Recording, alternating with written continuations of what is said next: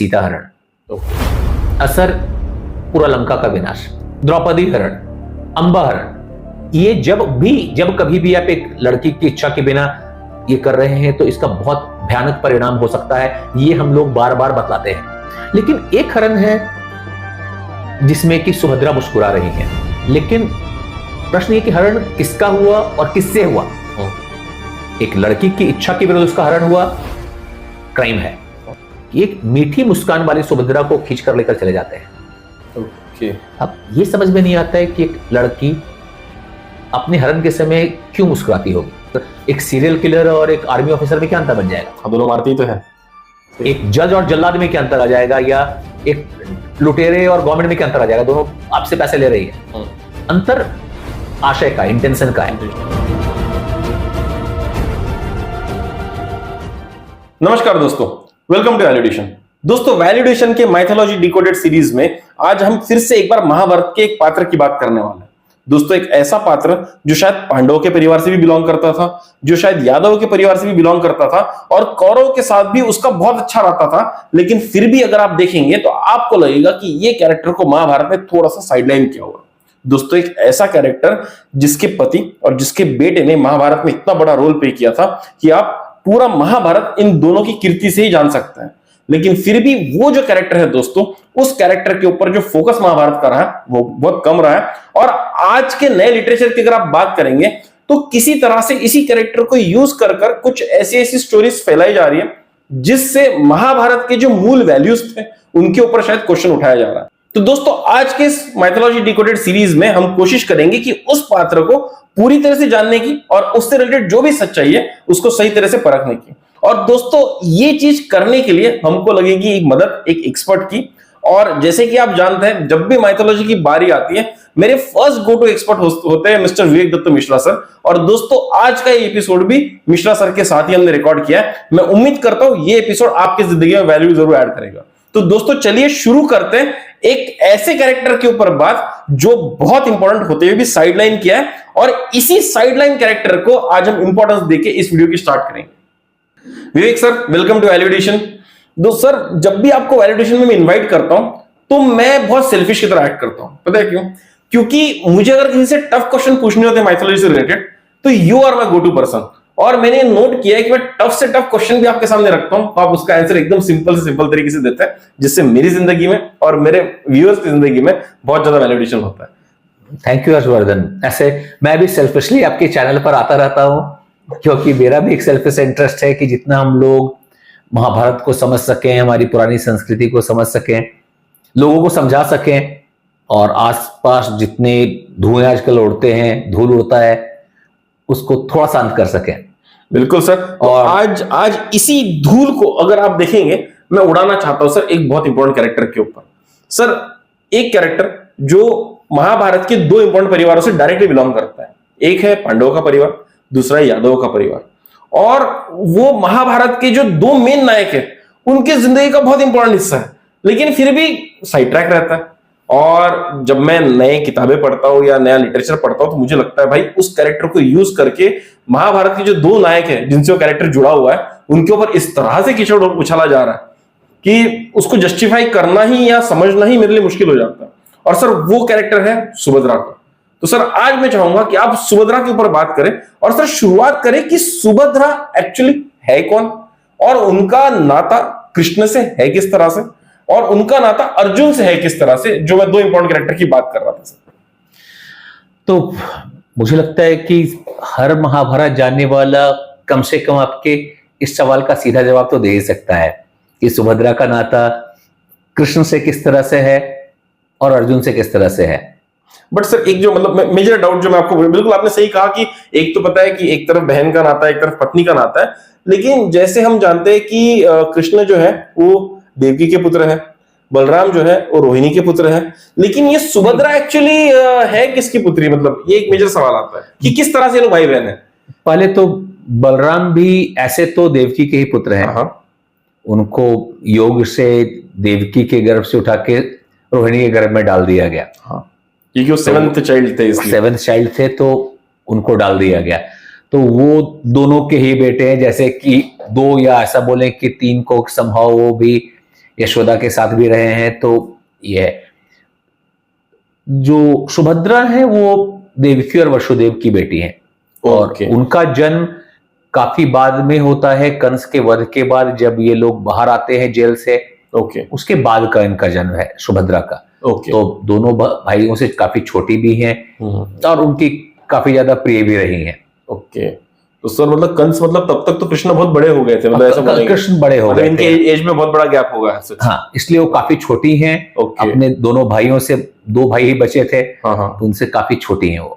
तो चलिए, मतलब आधे लोगों को तो ये नहीं पता था कि वो भी देवकी और वासुदेव की और गेस जरूर करते होंगे, बस शायद क्लियर इंटीमेशन नहीं होगा। चलिए सर, तो यहाँ से हमारा इंट्रोडक्शन तो बन गया। तो सर अगर आप और कुछ बताना चाहे। देखिए, ज्यादातर समय में जब हम लोग चर्चा करते हैं, और खास करके मैं चर्चा करता हूं महाभारत के विषय में, तो मेरी कोशिश होती है कि उस चर्चा को ज्यादातर महाभारत से ही सीमित रखा जाए।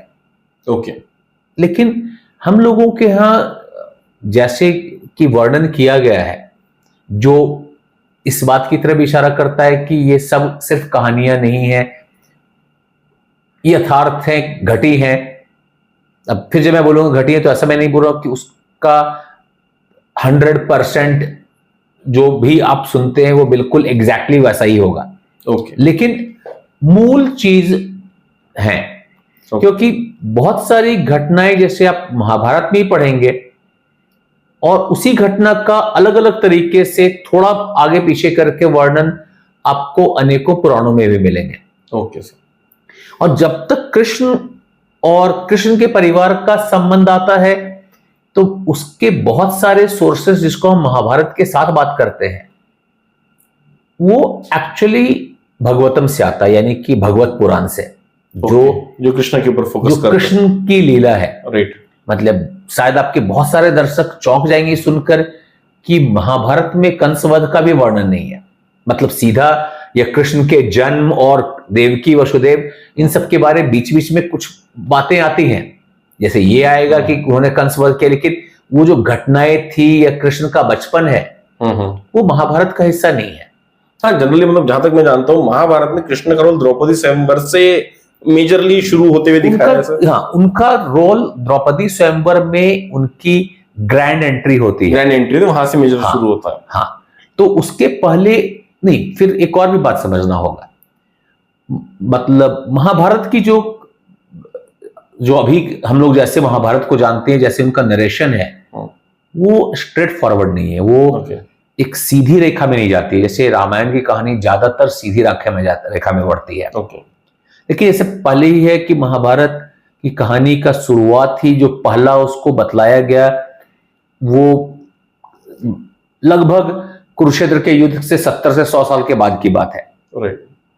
अब और दूसरी बात, ये बहुत बड़ी कहानी है। तो जैसे हम और आप बार बार चर्चा करते हैं, और शायद हम लोगों के दर्शकों को लगे कि बहुत बार हम लोग घूमकर एक जगह पर आ जाते हैं, या कर्ण की बात करेंगे तो भी द्रोण की बात हो जाएगी, अर्जुन की बात करेंगे तो भी द्रोण की हो जाएगी, तो लिंक्ड है।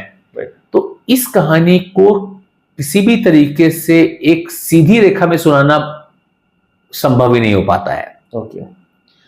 तो कहानी बहुत बार फ्लैशबैक में जाती है, बहुत बार फ्लैशबैक के अंदर दूसरा फ्लैशबैक और तीसरा फ्लैशबैक भी होता है। तो पूरे को, या आप बोले कि ये पूरा ऐसा, तो कृष्ण के बारे में बहुत कहानियां बाद में आती हैं। जैसे कि आपको भीष्म और अंबा की कहानी पता होगी, जिस पर हम लोग आज नहीं जाएंगे। लेकिन वो जो भीष्म और अंबा की कहानी है, उसका वर्णन सीधे सीधे भीष्म पर्व में आता है, मतलब कुरुक्षेत्र युद्ध शुरू होने के समय जब बतलाया जाता है कि शिखंडी का क्या महत्व है। तो शुरुआत से कहानी में ऐसा नहीं है कि आपको पहले से पता है कि ठीक है ऐसा ऐसा कुछ हुआ। ऐसी बहुत सारी कहानियां हैं, जैसे कि हम लोगों ने जब कभी कर्ण पर बात किया, तो कर्ण के और परशुराम की कहानी, वो कहानी आती है शांति पर्व में, जिस पर हम लोगों ने कर्ण के अध्याय में भी चर्चा किया। शांति पर्व में, और शांति पर्व महाभारत के युद्ध के बाद का खंड है, यानी महाभारत का युद्ध खत्म हो गया, कौरवों का अंत हो गया, कर्ण का अंत हो गया, और उसके बाद हम लोग चर्चा कर रहे हैं कि उनको श्राप किस स्थिति में मिला था। तो अगर मैं आज कहानी बतलाना चाहूंगा तो मैं शायद उसको थोड़ा और ऑर्गेनाइज करूंगा, लेकिन ये इतना बड़ा है, मतलब हम लोग के संसार की तरह इतना बड़ा है कि आप उसको ये बोलिए कि नहीं इसको मैं एक शॉर्ट वे में चला जाऊं। इसी कारण से शायद बहुत सारी कहानियां आपको भगवतम में मिलती हैं, बहुत सारी अलग जगह मिलती हैं, लेकिन हम लोग महाभारत पर चर्चा करते समय ज्यादातर समय भगवतम इन लोगों को उतना महत्व नहीं देते हैं जितना महाभारत की मूल घटनाओं, क्योंकि उसमें बहुत जगह पे ऐसा लगता है कि देवता ठूस ठूस कर भर दी गई है। तो क्यों, हाँ, मतलब जानबूझ के कोई चीज को एग्जैगरेट किया है, कभी ऐसा लगता है। ऐसा वो एग्जैगरेशन लगभग हर में होगा ही। आज भी हम लोग जिस चीज पर चर्चा करते हैं, जो हमें पसंद होता है उसको बढ़ाकर बोलते हैं, जो पसंद नहीं होता उसको बढ़ाकर बुरा बोलते हैं। तो ये ह्यूमन नेचर है, तो वो धीरे धीरे करके समय लगेगा। आप आज की मूवीज देखें, उनके हीरो अगर 2-4 लोगों को मारते हैं तो आज हीरो ही नहीं दिखते हैं वो नॉर्मल हो गया है, उनको 100 लोगों को मारना होता है एक साथ, 100-200 लोगों को मारना होता है। ये चीज पहले भी रही होगी, इसलिए जहां 200 सिपाही से लड़ाई हो रही होगी वो 20,000 2 लाख भी बन जाता होगा। तो ऐसा मैं एग्जैगरेशन की बात नहीं कर रहा, लेकिन तब भी वहां दिव्यता ज्यादा है। और महाभारत तो जब तक जरूरत नहीं पड़ती है या जब तक हम लोगों के पास प्रॉपर जानकारी मिलती है तो हम लोग महाभारत के मूल ग्रंथ पर ही ज्यादा चर्चा करते हैं। तो सर आप ये कहना चाहते हैं कि अगर सुभद्रा के कैरेक्टर को हम समझना चाहे तो हमको भगवतम से रेफरेंस लेने पड़ेंगे, भगवतम से भी रेफरेंस लेना पड़ेगा, क्योंकि महाभारत में कृष्ण का ही एंट्रेंस बहुत बाद में दिखा है। तो कृष्ण की अपनी जिंदगी पर महाभारत बहुत ज्यादा नहीं है, नहीं लगता है।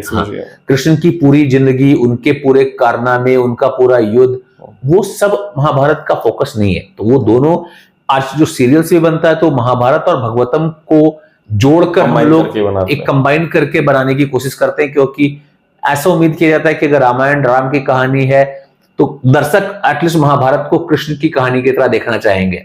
राइट। तो जबकि कृष्ण का उसमें एक महत्वपूर्ण लेकिन लिमिटेड भूमिका है, लिमिटेड रोल है सर।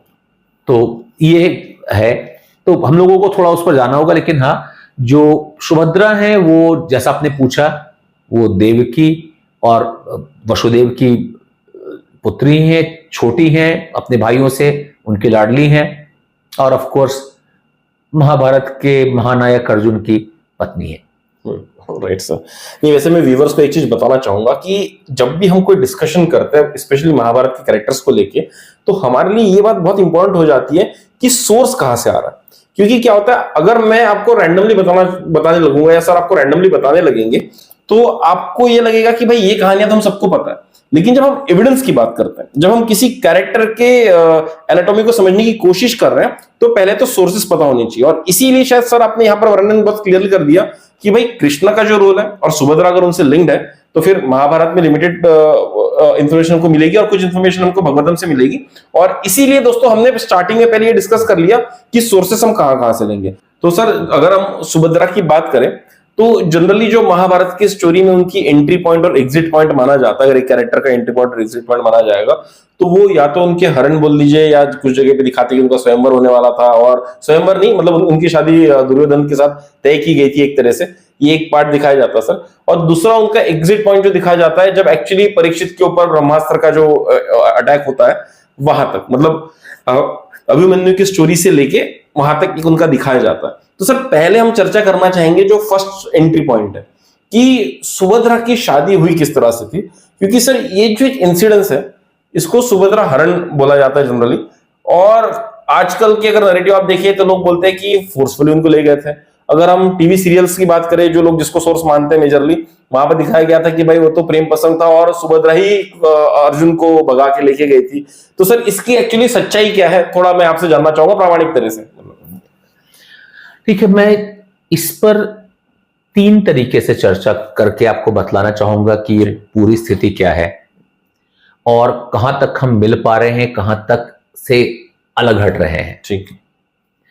तो पहला तो जैसा कि मेरा हमेशा ही पसंदीदा स्रोत रहेगा महाभारत का अपना प्रसंग, और अगर हो सके तो भंडारकर का जो क्रिटिकल एडिशन है उससे लेना। ठीक सर। लेकिन बहुत बार क्रिटिकल एडिशन में वो शॉर्टकट हो जाता है। मतलब जहां पर उन लोगों को लगता है कि अलग अलग जगह से अलग अलग कहानियां आ रही हैं तो उसको बिल्कुल छोटे में निपटा देते हैं, संक्षिप्त कर देते हैं। तो जिस चीज को बिल्कुल आराम से प्रामाणिकता पे माना जा सकता है वो ये है कि जब अर्जुन को 12 वर्ष का वनवास होता है। ओके। और ये वनवास इसलिए होता है कि उन लोगों की जो द्रौपदी के साथ रहने का एक प्रोटोकॉल बना था कि जब द्रौपदी एक भाई के साथ है तो उसके कमरे में दूसरा भाई नहीं जा सकता है। उस समय अर्जुन को उनके कमरे में जाना पड़ा। अपना अस्त्र उनका वहां था और एक ग्वाले ने उनके पास बोला था कि मेरे गाय, एक चरवाहे ने बोला था कि मेरे गाय को लुटेरे लूट कर ले जा रहे हैं, तो अर्जुन को वनवास जाना पड़ा। अब इस वनवास के बीच में अर्जुन कई जगह जाते हैं, पूरे भारत का ही भ्रमण करते हैं, कई जगह दान पुण्य करते हैं और ये सब करते करते वो प्रवास क्षेत्र में पहुंचते हैं। एंड में उनकी यात्रा की जनरली एंड में यात्रा में लगभग 11 साल हो चुके थे, 1 साल बचा था। जब वो तो सर प्रवास क्षेत्र मतलब गुजरात साइड में, गुजरात में खास करके सोमनाथ ज्योतिर्लिंग, वहां शिव जी का बड़ा मंदिर है और शिव जी का महाभारत में काफी ज्यादा महत्व है क्योंकि वो सबसे बड़े मैंने गो टू गॉड है शिव जी। तो प्रवास क्षेत्र में पहुंचते हैं जो बहुत बड़ा तीर्थ होता था, तो सारी जगह तीर्थ करते हुए वहां पहुंचते हैं और कृष्ण को पता चलता है कि वो आए हैं, तो वो इनके साथ उनसे मिलने के लिए आते हैं कृष्ण। और बाकी जो यदुवंशी लोग हैं वो लोग भी उनसे मिलने आते हैं क्योंकि अर्जुन है, फेमस कैरेक्टर है उस टाइम के, बहुत प्रसिद्ध हैं और मित्र हैं, रिश्तेदार हैं। हाँ, रिश्तेदार भी तो है, रिश्तेदार भी हैं। कुंती उनकी सगी बुआ है कृष्ण की, तो मिलने आते हैं अर्जुन से और अर्जुन को पहले से पसंद करते हैं, जो द्रौपदी स्वयंवर से भी मिलता है। तो ये लोग अलग अलग जगह घूमते हैं और उसी समय अर्जुन को सुभद्रा दिखती हैं। ओके। और जब वो सुभद्रा दिखती हैं तो अर्जुन को बने वो आकर्षक हैं, सुंदर हैं, अर्जुन को पसंद आती हैं और कृष्ण इस बात को भाप जाते हैं। तो कृष्ण पूछते हैं कि अगर ये इंट्रोड्यूस करते कि मेरी बहन है और अगर तुम्हें पसंद है तो मैं पिताजी से बात कर सकता हूं, जिसके लिए अर्जुन बहुत खुश और एक्साइटेड है। लेकिन कृष्ण थोड़े कंफ्यूज हैं और हालांकि अगर मैं उस पर नहीं जाऊं, किताबों पर मैं खुद से जितना कृष्ण को समझ पाया हूं वो समझूं तो मैं समझूंगा कि कृष्ण तो कंफ्यूज हो ही नहीं सकते हैं। हाँ, जनरली ऐसा माना जाता है। वो जो अगर कंफ्यूज हैं तो उनके अनेकों लीलाओं में से एक वो भी है। कंफ्यूज होना भी एक लीला हो सकती है। कंफ्यूज होना एक लीला ही होने वाली है। तो जब वो बोलते हैं कि देखो सुभद्रा या किसी भी लड़की के मनोभाव को नहीं समझा जा सकता है, अगर स्वयंवर होता है, कोई स्वयंवर तय नहीं है, अगर स्वयंवर होता है तो वो कहां जाएगी, किससे कोष पसंद करेगी, ये बता पाना बहुत मुश्किल है। ओके। तो हम लोगों के परंपरा में हरण विवाह का भी प्रथा है। माने ये बात भीष्म ने भी बोला था, 6 तरह के स्वयंवर माने वर चयन होते हैं, तो उसमें हरण विवाह भी होता है जिसमें लड़का अपने बल को दिखलाकर हरण कर सकता है। कृष्ण ने खुद ने हरण करके ही शादी की। कृष्ण ने हरण किया था, भीष्म ने हरण किया था, इनफैक्ट दुर्योधन ने भी हरण किया था अपनी पत्नी का। तो हरण विवाह एक प्रसिद्ध रीति होती थी। अब अगर आज मैं 2024 की तरफ से देखूं तो शायद मेरा ओपिनियन कुछ और होगा, माने आज के समय पे। लेकिन हम लोगों को हमेशा जब हम महाभारत पर चर्चा करते हैं, रामायण पर चर्चा करते हैं, तो ये समझना बहुत जरूरी है कि हम लोगों को 5000 साल पुराने सभ्यता और संस्कृति पर बात कर रहे हैं, हम आज पर बात नहीं कर रहे हैं। आज भले ही हमको लगेगा कि लड़की को उठा लेना इज रॉन्ग, बट उस टाइम पे शायद वो मान्यता थी कि उसको केवल ऐसा ही नहीं, मतलब कभी भी किसी की इच्छा के बिना कुछ करना, बलात्कार करना गलत तो है ही, राइट। लेकिन कुछ प्रथा दूसरे तरीके से बनती है क्योंकि शायद वो एक अफेक्शन दिखलाने के तरीका था कि मैं तुम्हें इतना पसंद करता हूं कि तुम्हारे जैसे लोग बोलते हैं मैं तारा चांद तोड़ कर ला सकता हूं, तो मैं तुमसे पूरी दुनिया से लड़ भी सकता हूं, राइट। लड़के तो ले भी जा सकते, क्योंकि स्वयंवर में किसी और को आप पसंद कर सकते हो लेकिन यहाँ पे, तो वो एक तरह का इंपॉर्टेंस और वैल्यू देना भी होता है। लेकिन अंत में मेरे जाने भी वो कितना सही है या कितना गलत है, इसको तय करने का अधिकार सिर्फ लड़की को ही होना चाहिए। हाँ, और महाभारत में इसका है भी एग्जांपल, जब अम्मा बोलती है कि मैं नहीं करना चाहती शादी, तो उसको छोड़ भी दिया जाता है उस टाइम पे। हाँ, छोड़ भी, तो उससे इंपॉर्टेंट है कि छोड़ा जाता है, अगर नहीं भी छोड़ते तो ये जवाब देने का अधिकार होता था। डर के तो लड़के भी बहुत बार डर के चुप हो जाएंगे, कुछ नहीं बोलेंगे। लेकिन ये अगर मान लो अधिकार नहीं भी दिया, आपने जबरदस्ती कर ली, तो उसको समाज ने कभी सही नहीं बोला, कभी भी सही नहीं बोला। तो अब क्या है कि कृष्ण सुभद्रा का हरण का प्रस्ताव देते हैं, लेकिन अर्जुन अचानक से मान नहीं लेते हैं। वो इस चीज पर ओपिनियन लेने के लिए एक मैसेज युधिष्ठिर को भेजते हैं, ओके, कि कृष्ण का ये सलाह क्या करना चाहिए। और युधिष्ठिर इमीडिएटली एग्री हो जाते हैं कि ठीक है, गो अहेड। और वो मतलब अपने जब सुभद्रा मंदिर जा रही थी, तो इन लोगों के जो उनके लोग थे, जो सैनिक, जो सिपाही, जो रक्षाकर्मी और उन लोगों के बीच से सुभद्रा को उठाकर अर्जुन चले जाते हैं। ये चर्चा पहुंचती है यदु वंश के राजभवन में, और पहला रिएक्शन नेचुरल वही रिएक्शन है जो किसी का भी होगा कि हाउ डेयर यू, कैसे उठा के ले गया भाई, कैसे होगा। सारे यदुवंशी बहुत ज्यादा गुस्सा जाते हैं कि ये तो छल है, मैंने, हम लोगों ने इतना रेस्पेक्ट किया, इतना अच्छा उसको बोला, और उसने हम लोगों के साथ ऐसा किया, दिस इज नॉट एक्सेप्टेबल। और यदुवंश इस समय का एक काफी पावरफुल किंगडम है, तो आप उनके साथ लाइटली इस तरह की गलती नहीं कर सकते हैं। राइट। मतलब इनफैक्ट अर्जुन को भी डिसीजन लेने से पहले बहुत बार सोचना पड़ा होगा, क्योंकि अब अगर उनको डिसीजन लेने से पहले थोड़ा कम सोचना पड़ा, क्योंकि कृष्ण साथ थे तो। और Arjun is powerful, is powerful definitely. तो मतलब that is just one word. तो उसमें जो है जब ये होता है तो सब लोग, लेकिन ये लोग रिस्पेक्टेबल फैमिली है, पावरफुल फैमिली है, ऑनर के लिए लड़ना जानते हैं, और बहुत गुस्से में भी हैं। तब बलराम नोट करते हैं, एक इंपॉर्टेंट चीज बोलते हैं कि तुम लोग तो इतना हल्ला कर रहे हो, कृष्ण को देखो चुपचाप बैठा है। तो पहले उसे समझ तो लो कि आखिर हो क्या रहा है। हाँ, उसकी भी तो बहन, वो भी तो चिढ़ना चाहिए, नहीं चिढ़ रहा तो कुछ तो रीजन होगा। वो हर चीज में अगर वो चुप बैठा है तो जरूर कुछ मिस्ट्री है। राइट। मतलब Krishna is the strategist everywhere, Krishna जो बोलेंगे अंत में होगा वही। आप खुशी होकर दुख होकर जो मानना है तो मानना तो है ही। तो कृष्ण बोलते हैं कि देखो, मुझे तो लगता है कि अर्जुन से श्रेष्ठ ऐसे भी तुम्हें कोई नहीं मिलने वाला है सुभद्रा के लिए।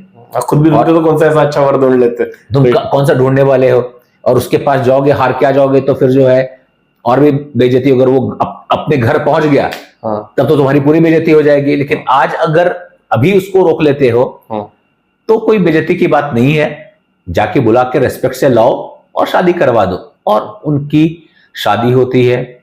वो 1 साल तक वहां रहते हैं, द्वारका में रहते हैं। ओके, द्वारका में रहते हैं, और उसके बाद वो वापस इंद्रप्रस्थ की ओर, अपने घर की ओर चले जाते हैं।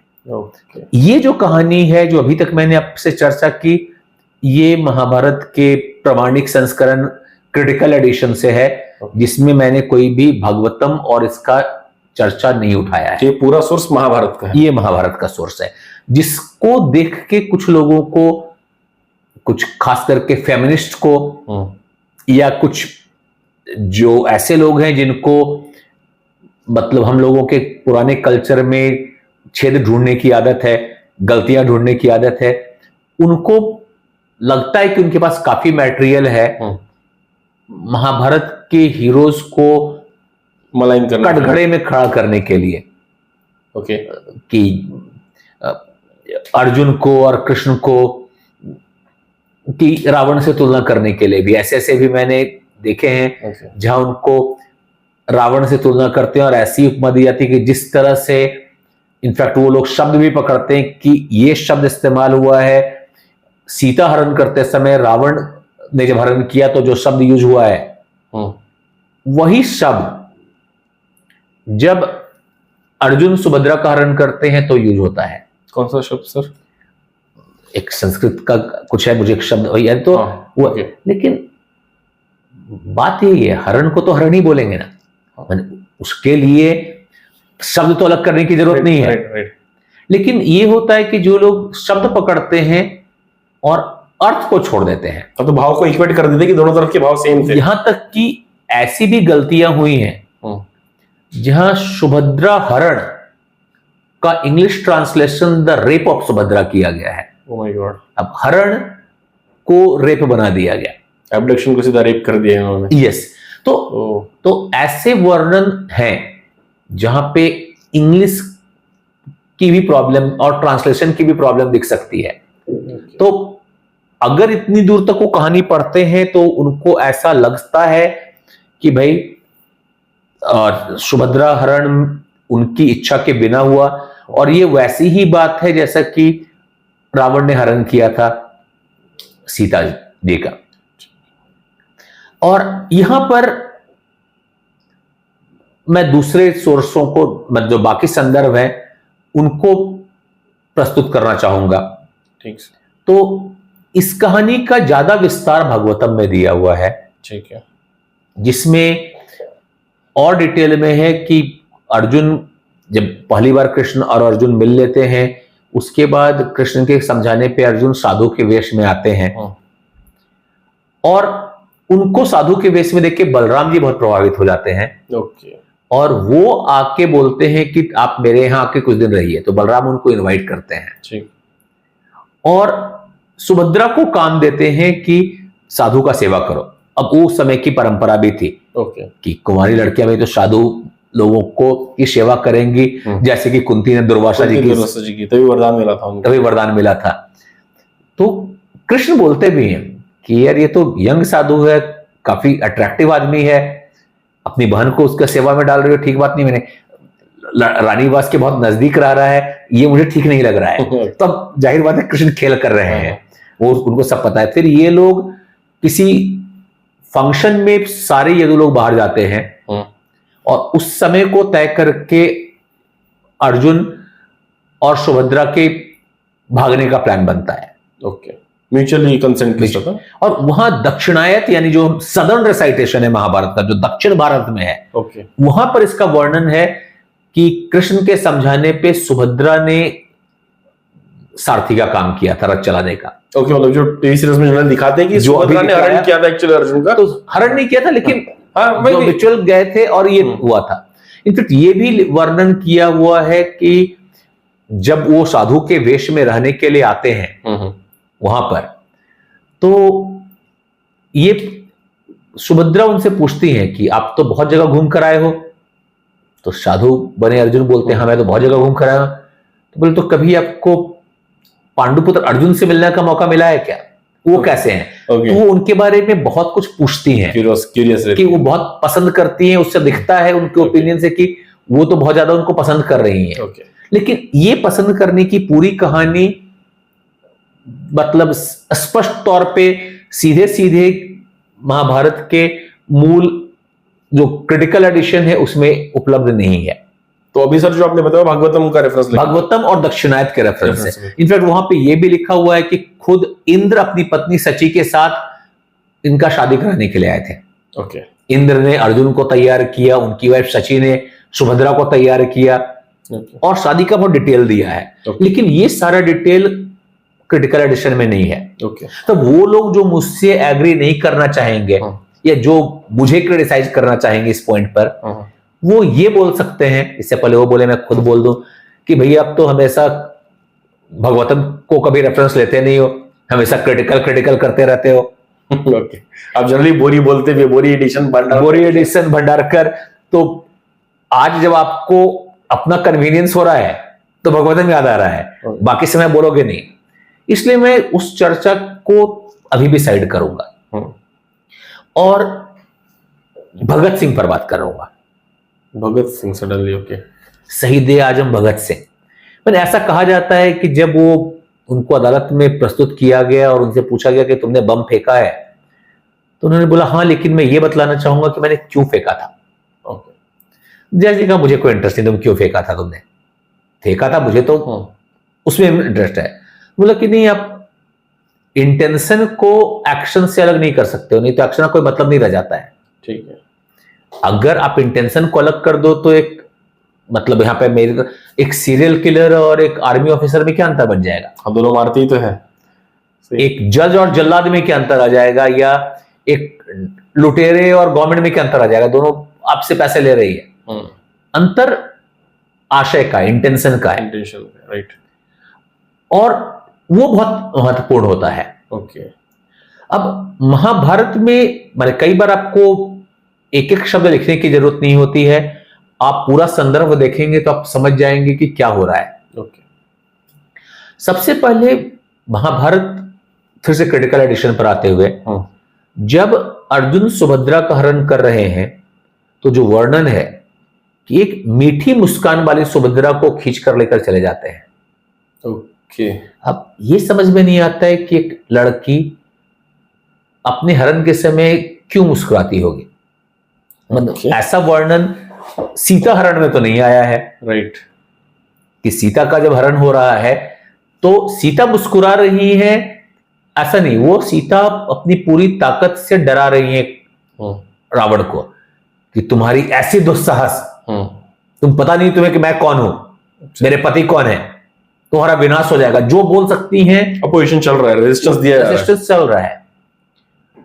आगे चल के द्रौपदी का भी हरण करने का कोशिश करता है जयद्रथ। हाँ, तब भी और वहां द्रौपदी भी पूरी ताकत से जयद्रथ के खिलाफ बोल रही हैं।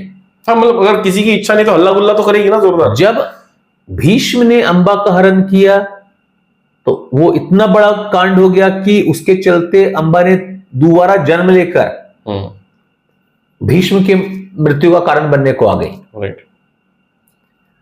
लेकिन यहां पर एक मुस्कुराती हुई सुभद्रा है। मतलब सर, आप ये कहना चाहते हैं कि अगर लड़की की इच्छा नहीं होगी तो रेजिस्टेंस की चिंगारियां बहुत जोरदार उड़ेंगी, कहीं ना कहीं उड़ेंगी, और कहीं ना कहीं रिकॉर्डेड भी रहेगा ये चीज। हाँ, लेकिन अभी कुछ और भी रिकॉर्डेड है। मतलब जहां पे आप संदर्भ को देख रहे हैं, वर्णन नहीं है, लेकिन आप उसमें बहुत सीधे से कॉमन क्वेश्चंस को पूछ के समझ सकते हैं।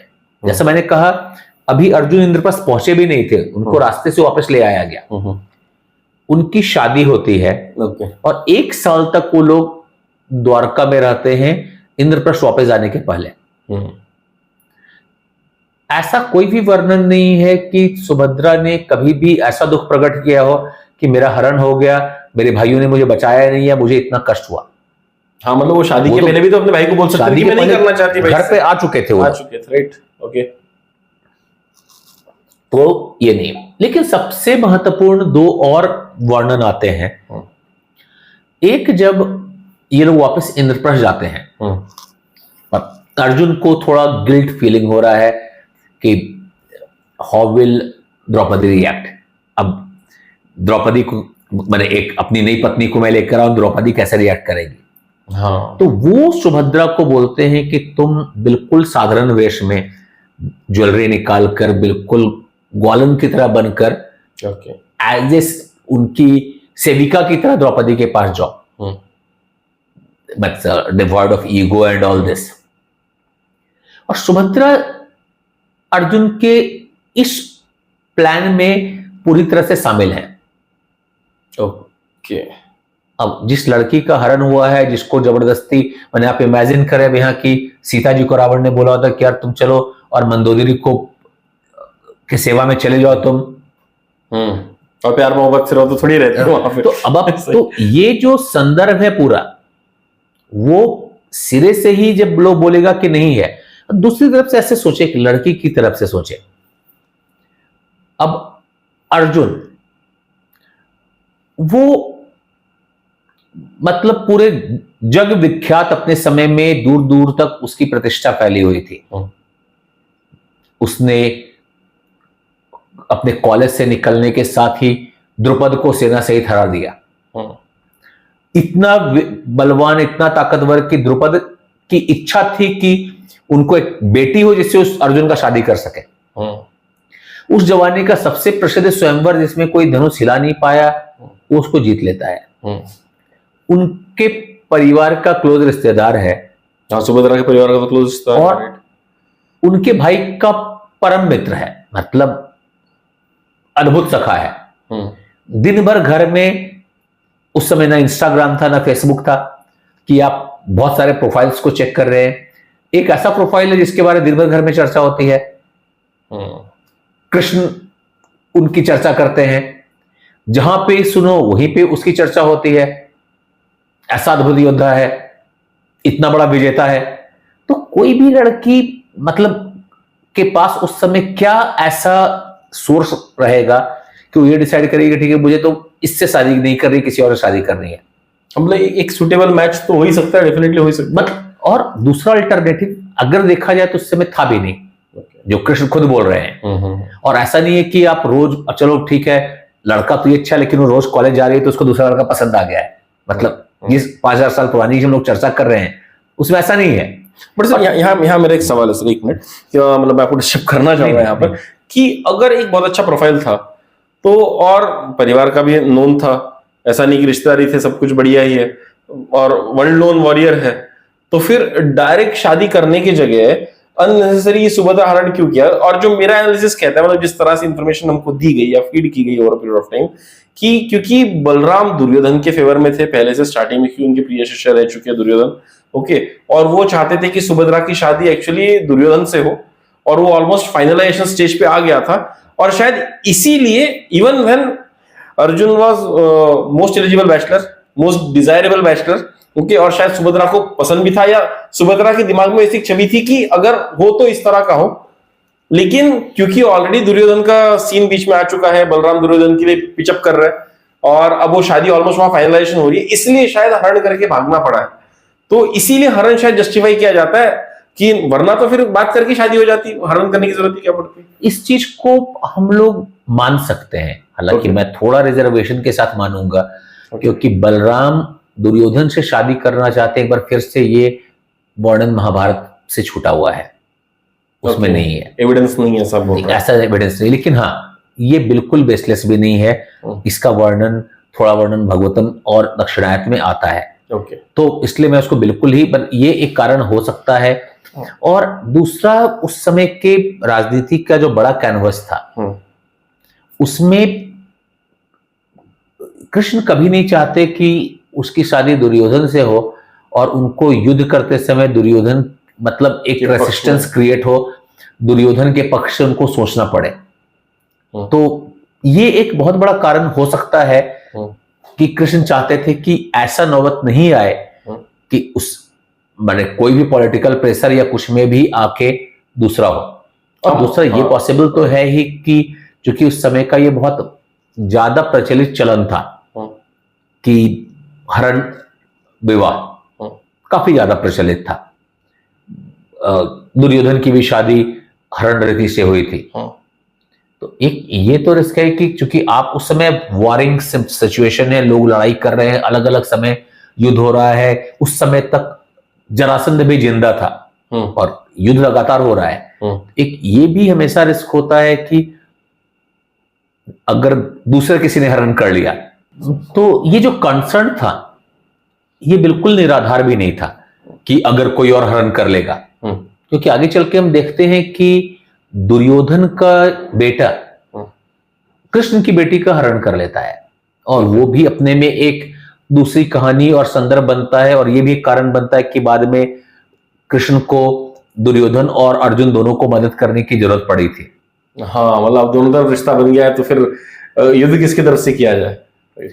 और तो मतलब ये जो संदर्भ था वो कंप्लीटली निराधार भी नहीं था, क्योंकि हम लोग आगे चल के देखते हैं कि दुर्योधन का बेटा बलराम की बेटी का हरण कर लेता है, और वो एक सिचुएशन ऐसा बना देता है जबकि यादवों को, कौरव और पांडव दोनों को सहायता पहुंचाने की जरूरत पड़ती है। मतलब ऐसा कॉन्फ्लिक्ट ना आ जाए कि अब लड़े तो लड़े किसके तरफ से, दोनों दामाद है तो फिर। हाँ, और ये आज भी, मतलब अगर आज भी बात कीजिए तो हम लोगों के यहाँ कई जगह आप इसको अरेंज मैरिज से भी कंपेयर कर सकते हैं। आज भी इंडिया में बहुत जगह पे, नॉर्थ इंडिया में, उत्तर प्रदेश में, बिहार में, आज भी कई जगह अरेंज मैरिज होता है। यानी लड़की की शादी उसके पेरेंट डिसाइड कर देते हैं, क्योंकि शायद उनके पास ज्यादा अच्छा डेटा और ज्यादा अच्छा इंफॉर्मेशन है। मैं अगेन किसी का पक्ष नहीं ले रहा, ये बतला रहा हूं कि वो आज के समाज में भी चल रहा है। ठीक। तो ये कहना कि नहीं ये तो किडनैपिंग ही हो गई। और इसका सबसे ज्यादा अच्छा उदाहरण आता है जब युद्ध के बीच में द्रोणाचार्य दुर्योधन को डांटते हैं द्रोण पर्व में आगे चलकर कि तुमको अभी भी संधि कर लेनी चाहिए, और ये तो वहां पर दुर्योधन बोलता है, चर्चा करता है कि कैसे जब द्रौपदी कष्ट में थी अपमान के बाद, और ये तो सुभद्रा ने कैसे उन लोगों को हेल्प किया था और कितना ज्यादा केयर किया था, और सुभद्रा कितना ज्यादा उन लोगों का केयर करती है। तो वो इतना केयर करती थी कि इसकी चर्चा दुर्योधन के महल तक में थी कि उन लोगों का, तो इन लोगों का रिलेशन का सबसे महत्वपूर्ण चीज है कि एक भी, और जो दूसरा होता है एविडेंस पर बात करें तो एक सिंगल पॉइंट ऑफ रेफरेंस नहीं है किसी भी सोर्स में जो ये बोले कि सुभद्रा किसी भी समय पर दुखी थी, अपने हरण से व्यथित थी। तो ऐसे अगर मैं आप करूं तो जैसे मैंने बोला कि ये पूरा आशय पर डिपेंड करता है। तो सर बेसिकली आप मतलब ये कहना चाहते हैं कि अगर सुभद्रा की इच्छा के विरुद्ध होता तो 2-3 इंस्टेंसेस कहना की रेफरेंस, मतलब एक जब वो वापस आई कहीं ना कहीं, जब एक रेफरेंस तो होना चाहिए था कहीं पर, और जो रेफरेंसेस है वो यही दिखाते कि she was supportive of Arjun और she was supportive of the Pandav परिवार। जैसे आपने बोला कि हरण करने के बाद वापस लाके शादी कराएगी, तो शादी के पहले भी अपने भाइयों को बोल सकती थी कि मेरे को हर तो लिया इससे पर मैं शादी करना नहीं चाहती हूँ, कुछ तो अभी बात कर लो इससे, एक वो चीज है। दूसरी, फिर जब वो वापस जाती है द्रौपदी को मनाने के लिए जाती है, अर्जुन जैसा बोलता है वैसा करती है। अगर जनरली ऐसा माना जाता है कि जो वधु अगर खुट हो गई है, ओके, जो खट्टू हो गई है अपने पति से, तो घर वालों के साथ अच्छा बिहेव नहीं करेगी, एक वो चीज है। और जैसा फिर आपने बताया कि दुर्योधन भी ये बोलता है कि जब द्रौपदी का अपमान होता तो उसको कंसोल करने के लिए सबसे काफी ज्यादा सुभद्रा करती है। हाँ। तो ऑल दिस इंस्टेंसेस शो कि ये जो भी प्रसंग हुआ था विवाह का, उसमें सुभद्रा की सम्मति बहुत अच्छे से हमको दिख पड़ती है। मतलब अगर थोड़ा भी सबसे पहले तो मतलब सुभद्रा के हरण के समय ही स्पष्ट है कि एक मुस्कुराती हुई सुभद्रा का हरण हुआ, और इन सारे घटनाओं से यह स्पष्ट होता है कि सुभद्रा अर्जुन को पसंद करती रही होगी, जिस तरह से वो परिवार के साथ इन्वॉल्व होती है, जिस तरह से हर बात में चर्चा चलती है। एक और चर्चा है जब वो इंद्रप्रस्थ वापस जाते हैं और कृष्ण बलराम भी साथ में जाते हैं इंद्रप्रस्थ, और एक दिन जब बलराम लोग चले गए कृष्ण रुक जाते हैं और कृष्ण बोलते हैं कि चलो, कृष्ण अर्जुन प्लान करते हैं कि चलो जाके नदी के किनारे पिकनिक मनाते हैं, पिकनिक जैसा मैंने सैर करते हैं। तो पूरा परिवार जाता है और वहां सुभद्रा द्रौपदी सब बहुत खुश होकर एंजॉय कर रही हैं। तो उनके खुशी का बहुत सारा वर्णन है, लेकिन वो उस हरण के खिलाफ थी या उनको दुख पहुंचा था, चोट पहुंचा था, इसका कोई भी डायरेक्ट या इनडायरेक्ट रेफरेंस नहीं है। मतलब कोई भी एक भी आदमी कहीं पर भी ऐसा बोलता या कहता नहीं सुना गया, ना कृष्ण ना, जैसे द्रौपदी का अपमान हुआ, इसकी चर्चा बार बार पूरे महाभारत में भरी हुई है। द्रौपदी अपने दुख बतलाती हैं, जिसको मिलती है उसको बताती है, जिसको बतलाती है, लेकिन भाई को बताती है, फादर को बताती है, सबको बताती है, कृष्ण को बतलाती हैं, जिसको मिलती है उसको बताती है। ना सिर्फ वो बतलाती हैं, कुंती बार बार वर्णन करती हैं, द्रोणाचार्य वर्णन करते हैं, मतलब उसका वर्णन अनेक बार। कर्ण माफी मांगता है कृष्ण से कि मैंने ऐसा किया, तो मतलब इतनी बार उस पर चर्चा उठती है कि आपको पता चला कि ऐसा हुआ था। लेकिन सुभद्रा के बारे में ऐसा कोई चर्चा कहीं पर नहीं है कि सुभद्रा की इच्छा। तो आजकल के जो ज्यादा पढ़े लिखे लोग आ गए हैं, जिनको पढ़ने लिखने से कोई मतलब नहीं है, वो ऐसे संदर्भ को अभी उठाते हैं कि सुभद्रा के साथ भी अपमान हुआ। तो अगर मैं 6 हरण को समराइज करके अपनी बात बंद करना चाहूंगा इस पर, एक अगर क्रोनोलॉजी में जाए तो सबसे पहले सीता हरण, असर पूरा लंका का विनाश, राइट, आपने लड़की की इच्छा के बिना हरण किया, राइट।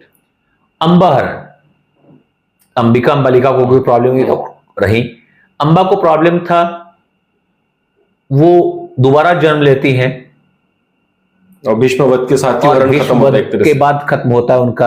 राइट। तीसरा हरण द्रौपदी हरण, जयद्रथ से। जयद्रथ से। जयद्रथ को अरेस्ट करते हैं, भारी अपमान किया जाता है, और इतना बाल भारी बाल भी अपमान काट होता दिया है, था। इतना भारी अपमान होता है कि वो शिव जी की तपस्या करता है, और बाद में उसका एक महत्वपूर्ण रोल अभिमन्यु के वध में होता है। तो ये जब कभी भी आप एक लड़की की इच्छा के बिना ये कर रहे हैं तो इसका बहुत भयानक परिणाम हो सकता है, ये हम लोग बार बार बतलाते हैं। हाँ, राइट। लेकिन एक हरण है जिसमें कि सुभद्रा मुस्कुरा रही हैं, और ये भी अपने आप में एक इकलौता हरण नहीं है। इनफैक्ट एक और हरण जोड़ लेंगे, भानुमति का हरण, जो द्रौपदी दुर्योधन की पत्नी है, वो भी बचने की कोशिश कर रही है जब उसका हरण हो रहा है तो।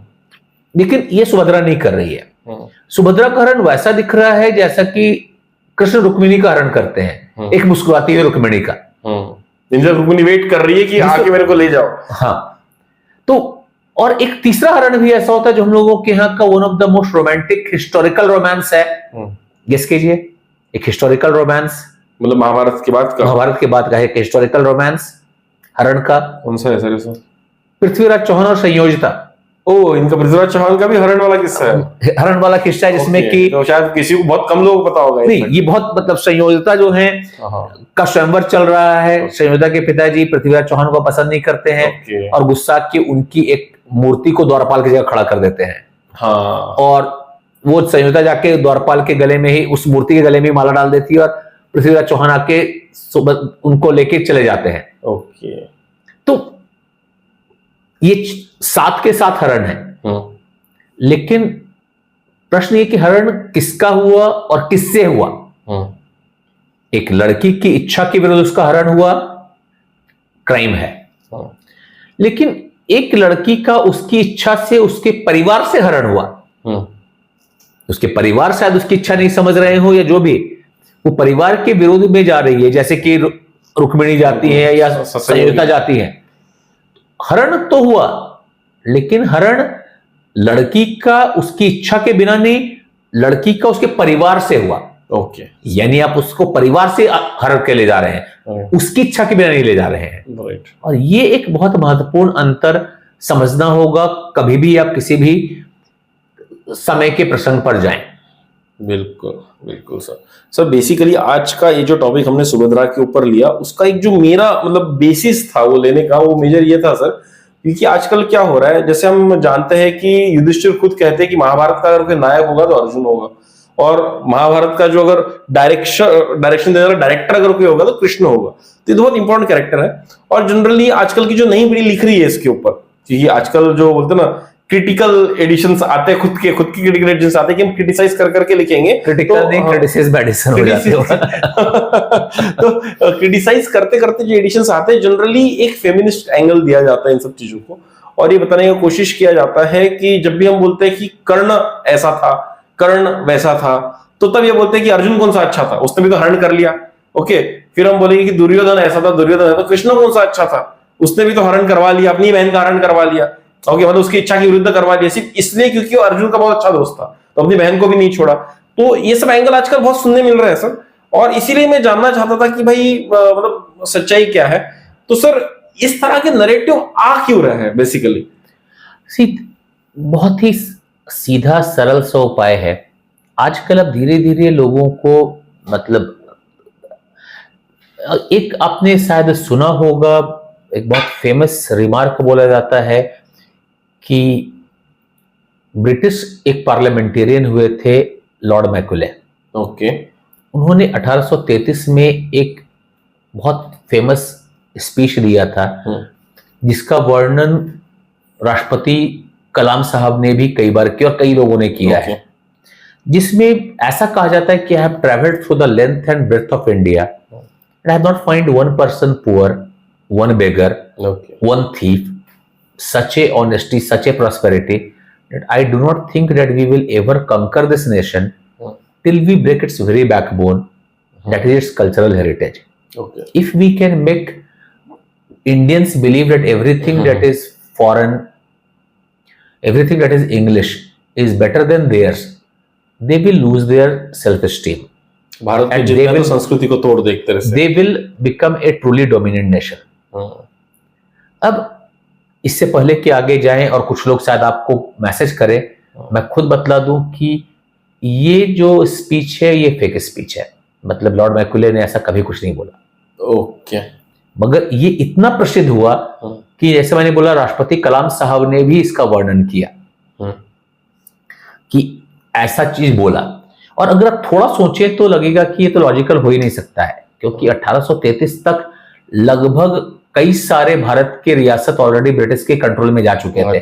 तब कोई ब्रिटिश पार्लियामेंटेरियन ये बोले कि यार बहुत अमीर है कोई गरीब नहीं है तो और लगेगा। गरीब नहीं है तो और लगेगा। लेकिन इस पूरी झूठी कहानी में भी एक जो सबसे इंपॉर्टेंट सच है जो आपको बतलाना चाह रहे हैं, अगर मैं आपको ये कन्विंस कर दूं कि आपकी जो संस्कृति है उसमें कुछ सम्मान के लायक नहीं है, बेकार है, तो आप उस पर से अपनी आस्था खो देंगे। सेल्फ कॉन्फिडेंस धीरे धीरे डाउन होते जाएगा आदमी। अब बहुत सारे आज के यंगस्टर आ गए जिनको इसमें कोई इंटरेस्ट नहीं बचा है। रामायण महाभारत कि यार वो तो कहानी है, थॉर ही ज्यादा अच्छा है और थॉर और उसमें कोई अंतर नहीं है। अब आप देखेंगे तो मार्वल वर्ल्ड वाले थॉर और शिव जी की लड़ाई करके थॉर को जिता देते हैं। ऐसी कहानी बना क्यों, ये लोग बहुत चौथ से पढ़ भी लेंगे। आपको एक ये बतलाने की जरूरत है कि नहीं ये सब में कुछ नहीं था। तो बहुत इंटरेस्टिंग क्या होता है कि एक और अपनी सहूलियत के अनुसार सुप्रीम कोर्ट में ये क्वेश्चन पूछा जाता है कि क्या राम थे भी। ओके। और इसकी चर्चा रामनवमी की बात करेंगे। तो रामनवमी की छुट्टी भी होगी और उस कोर्ट में ये प्रश्न भी किया जाएगा कि राम थे या नहीं थे। तो ये एक समय से, काफी समय से एक आइडियोलॉजी रही है, हम लोग लेफ्टिस्ट आइडियोलॉजी बोलते हैं, कि हमारी पुरानी संस्कृति को कंडेम करो। तो उसमें ज्यादातर समय राम नहीं होते, वो एक काल्पनिक कैरेक्टर होते हैं। लेकिन कभी कभी राम असली हो जाते हैं जब वो शंबुक का वध करने चले जाते हैं। यह महाभारत नहीं होता है, वो काल्पनिक होता है, लेकिन जिस समय द्रोण को एकलव्य का अंगूठा काटना होता है उस समय वो वास्तविक कहानी हो जाता है। वो एग्जाम्पल देने लायक हो जाता है। वो नहीं, उस समय तो वो काल्पनिक नहीं रह जाता। पूरी रामायण काल्पनिक, महाभारत काल्पनिक हो जाएगी, लेकिन एकलव्य का अंगूठा कटना काल्पनिक नहीं रह जाएगा। ये एक ऐसा सुंदर प्रसंग है उन लोगों के लिए कि एक ही साथ कृष्ण अर्जुन दोनों को कंडेम कर दो, दोनों को ही बेकार बना दो।